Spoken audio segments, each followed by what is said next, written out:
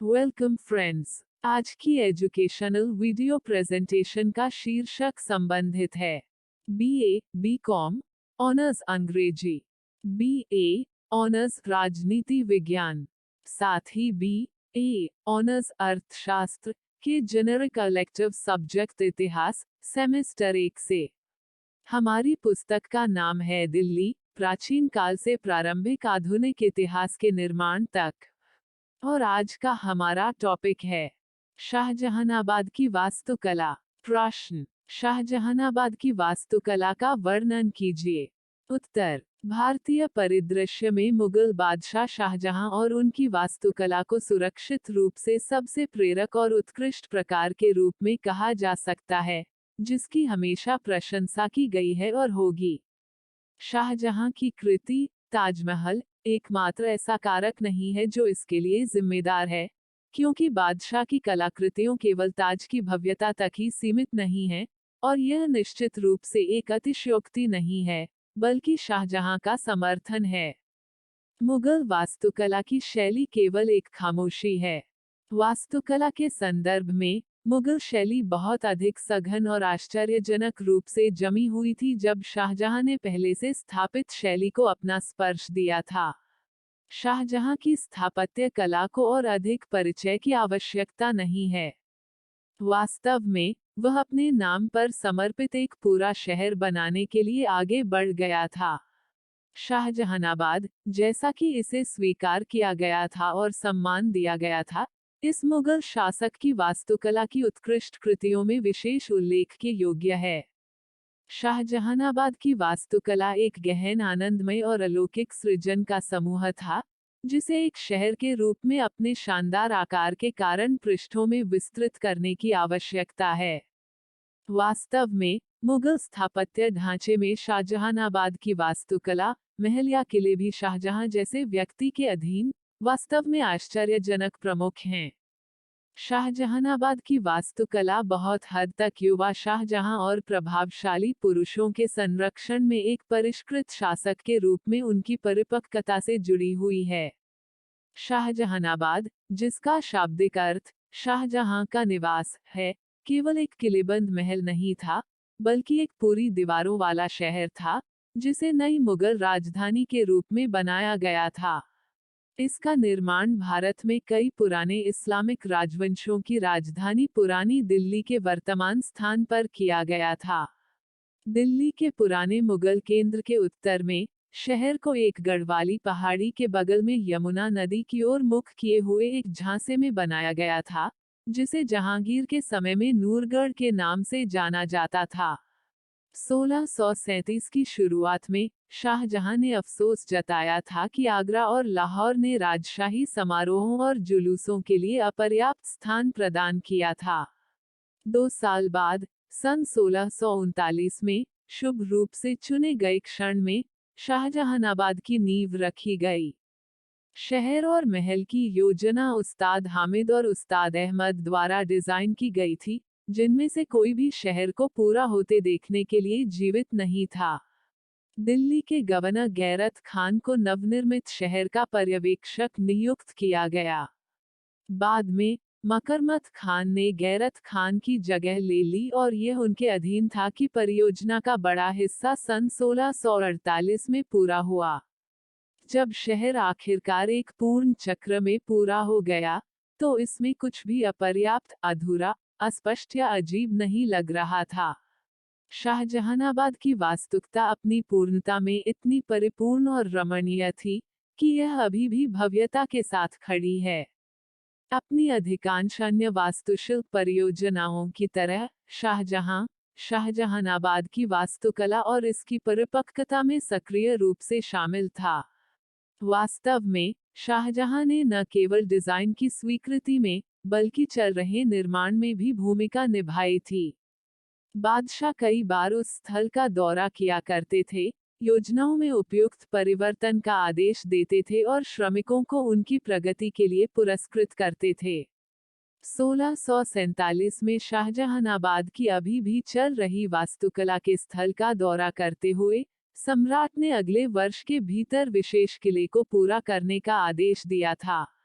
इस प्रकार मकरमत खान की सहायता के लिए 2 अतिरिक्त आर्किटेक्ट अकील खान और अका यूसुफ को लाया गया। शाहजहानाबाद की वास्तुकला की सबसे विशिष्ट विशेषताएं जो अभी भी अपने अक्षुण्ण स्वरूप में दिखाई देती है और वह भी हमेशा किसी की प्रशंसा के लिए बार बार दीवारों से घिरे शहर की दीवारें और द्वार हैं। वास्तुकला की दृष्टि से शाहजहानाबाद लगभग एक चौथाई वृत्त की तरह बना है, जिसमें ऐतिहासिक और विशाल लाल किला केंद्र बिंदु के रूप में है। पुराना शहर लगभग 1500 एकड़ की दीवार से घिरा हुआ था, जिसमें कई द्वार थे। एक निगमबोध गेट उत्तर पूर्व यमुना नदी पर ऐतिहासिक निगमबोध घाट की ओर जाता है।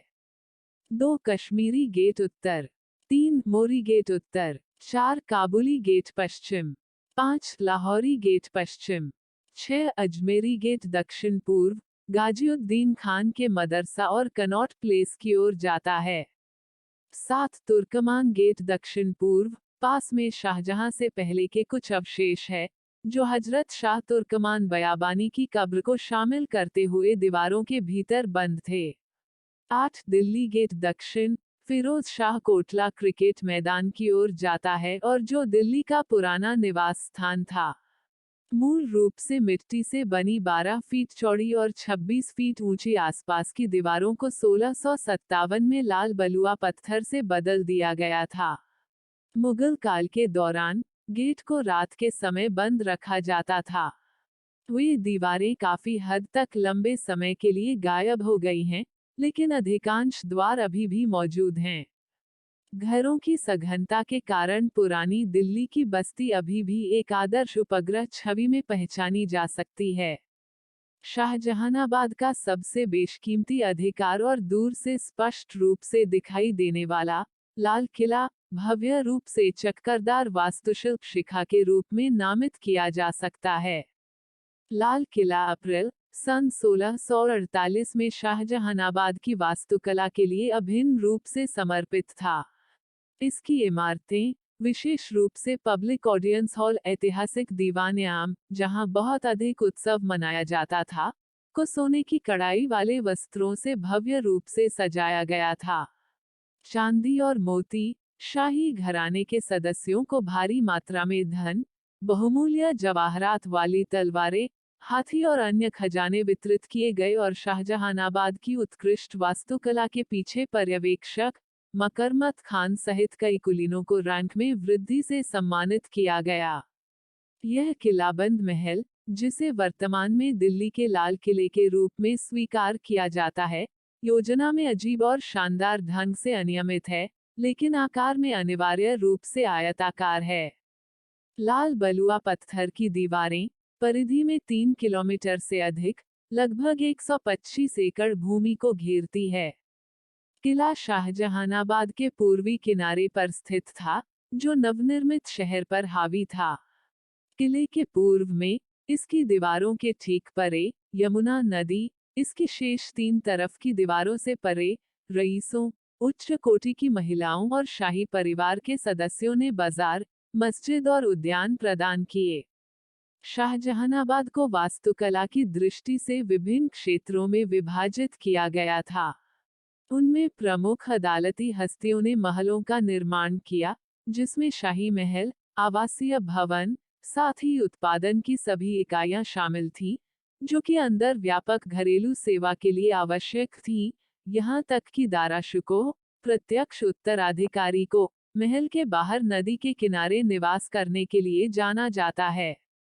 विशाल बाजारों ने शाहजहानाबाद शहर को और विभाजित कर दिया।